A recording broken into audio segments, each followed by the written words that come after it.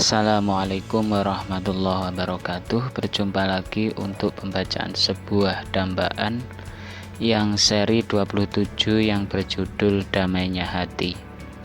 Kalau ingin bisa damai dalam hatimu, maka ciptakan kebersamaan yang menjadi senjatamu. Begitu sudah kumpul bareng, tak perlu perang argumen untuk mengalahkan argumen lainnya. Damai di hati akan terlihat dari luar kalau itu penuh senyum tulus. Beda kalau pura-pura senyum untuk menutup semua kekecewaan dalam hatinya. Berbagai hasrat terpendam telah ditelusuri meskipun tidak begitu maksimal. Kalau damai dalam hati berarti dohirnya nyaman. Ketidakwajaran bila tubuh nyaman tapi hatinya damainya pura-pura. Jadi dua hal itu sangat kompromi adanya, tak bisa terpisah kayak kapal pecah. Untuk judul yang kedua adalah dari isi hati.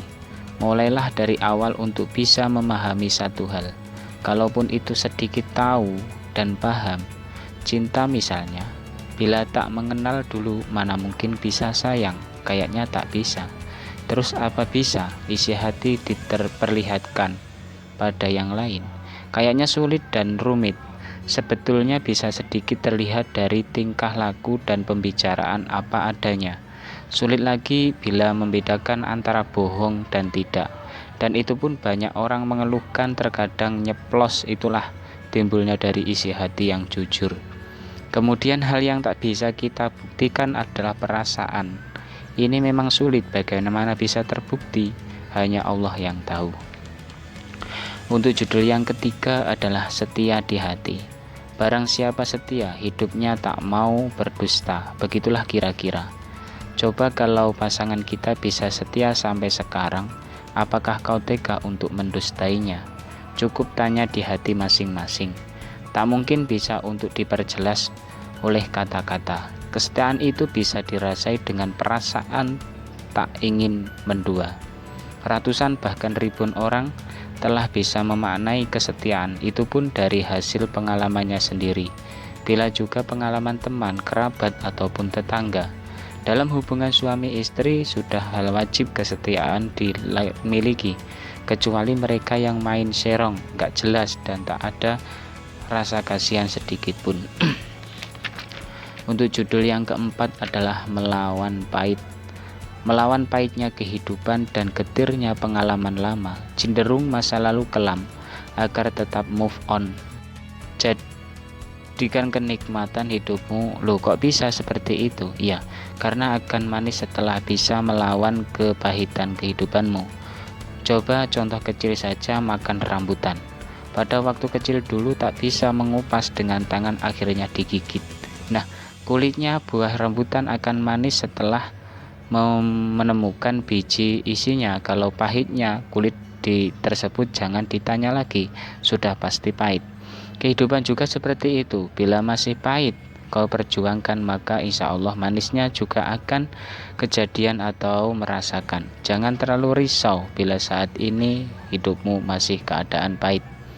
Untuk judul yang kelima adalah ketika sadar. Kesadaran akan terjadi setelah melakukan kehilafan. Apakah ini di setiap orang mengalaminya? Tentu tidak semua.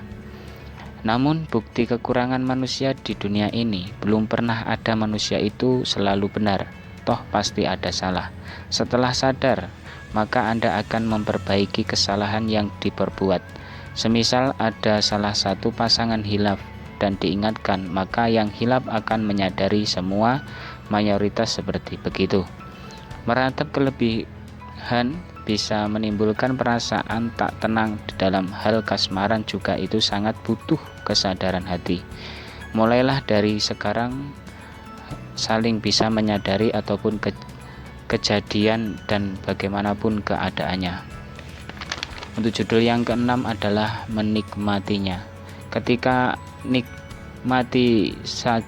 kita menikmati saja rezeki yang didapat, jangan terlalu merasa kurang, apalagi dikufuri. Justru malah mengurangi nikmatmu. Dalam hubungan juga perlu juga menikmati, tapi jangan lupa bersyukur. Damai terasa bila sudah saling menikmati apa adanya, dan itu akan menambah keharmonisannya suami istri. Di kehidupan ini tak lepas dari masalah hidup, tapi alangkah baiknya dihadapi dan setelah selesai baru nikmati. Terasa lega bila semua tanggungan telah selesai dan bisa menggenggam kebahagiaan berdua. Memperketat kebersamaan itu juga lebih mudah menikmati kesetiaan.